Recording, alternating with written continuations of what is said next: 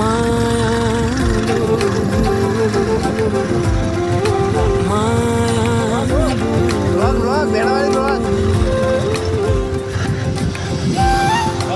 के भन्न मन लाग्यो भन भान्जा कहाँ जाँदैछौ त तिमी के को लागि हिँड्दैछौ त आज सटरडे मनाउनको लागि हो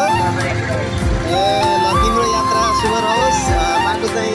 पाहाडको बाटो राम्रै छ ल भान्जा भेडाबारी भ्लगलाई सबैजनाले सब्सक्राइब गरिदिनु होला बाँधिएको हो साथी उता गोविन्द भाइ पनि आउँदै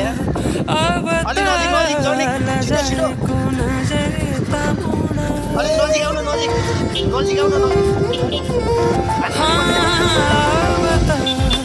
बाँधिएको केसको नजिक भेडाबारी